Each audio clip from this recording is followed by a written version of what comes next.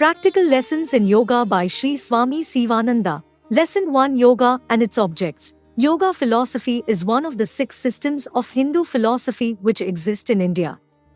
Unlike so many other philosophies of the world, it is a philosophy that is wholly practical. Yoga is an exact science based on certain immutable laws of nature. It is well known to people of all countries of the world interested in the study of Eastern civilization and culture, and is held in awe and reverence as it contains in it the master key to unlock the realms of peace, bliss, mystery, and miracle. Even the philosophers of the West found solace and peace in this divine science. Jesus Christ himself was a yogi of a superior order. A Rajayogi indeed. The founder of the yoga philosophy was Patanjali Maharshi, who was not only a philosopher and a yogi, but a physician as well. He is said to have lived about 300 years before Jesus Christ. Patanjali defines yoga as the suspension of all the functions of the mind. As such, any book on yoga, which does not deal with these 3 aspects of the subject, viz., mind, its functions, and the method of suspending them, can be safely laid aside as unreliable and incomplete. The word yoga comes from the Sanskrit root yuj, which means to join. Yoga is a science that teaches us the method of joining the individual soul and the supreme soul. It is the merging of the individual will with the cosmic or universal will. Yoga is that inhibition of the functions of the mind which leads to the absolute abundance of the soul in its own real nature of divine glory and divine splendor.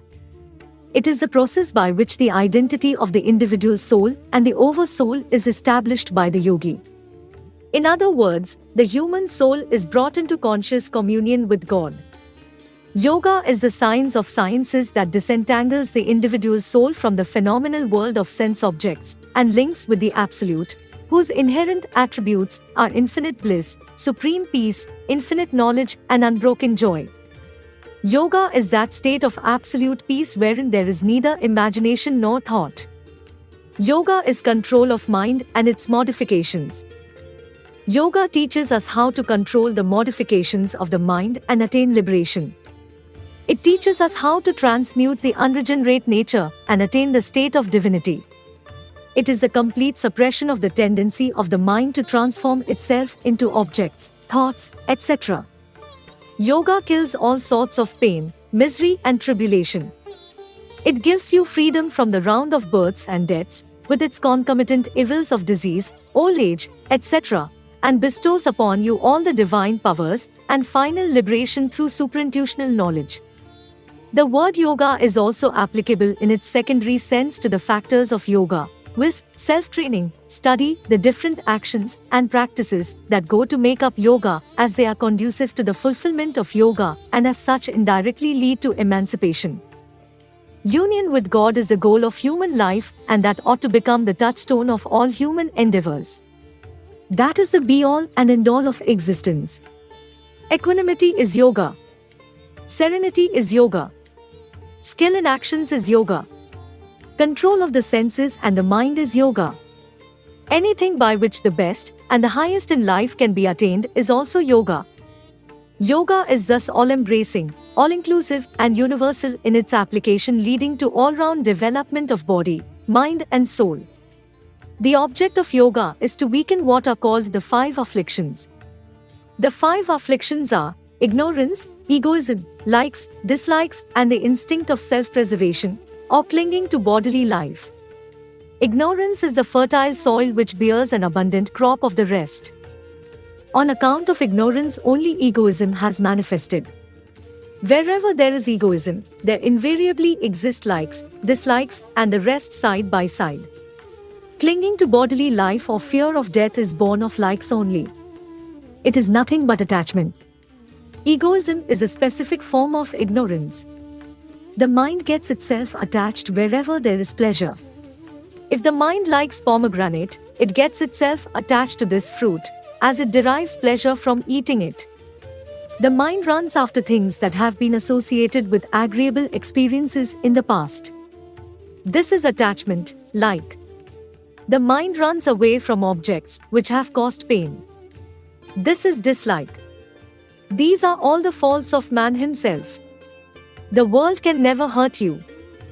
The 5 elements are your best teachers. They help you in a variety of ways. The things created by the Lord are all beneficial. It is only the creation of man that brings pain and misery. These 5 afflictions bind you to the outside objects and reduce you to pitiless slavery.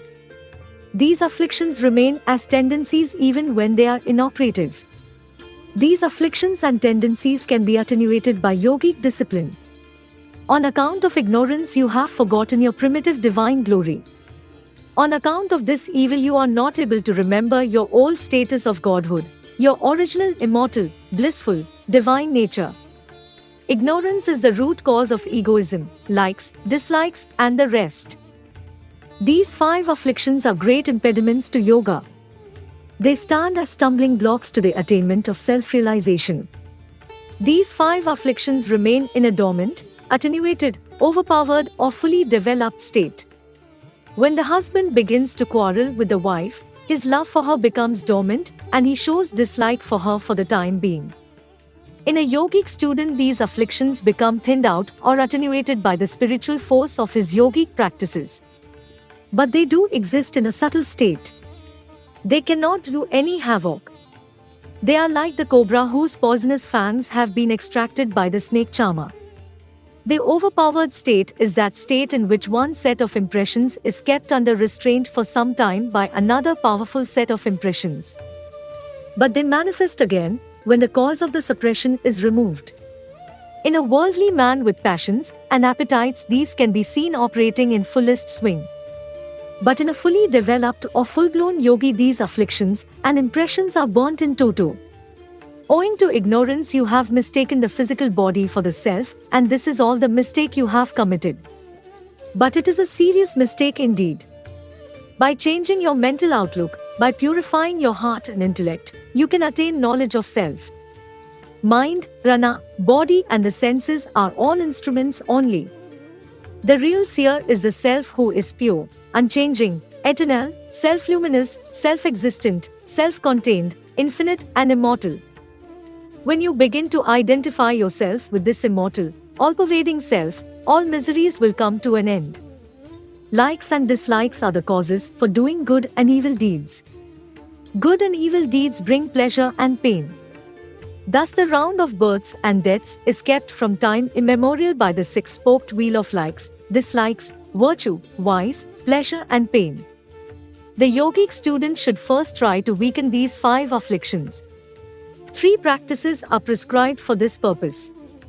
They are austerity, tapas, study of scriptures, swadhyay, and resignation to the will of the Lord, Isvara Pranidhana.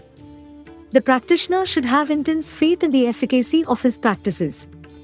Then the energy to carry on with the practices will manifest by itself. Then the real memory will dawn. When there is memory, then there is no difficulty in practicing concentration.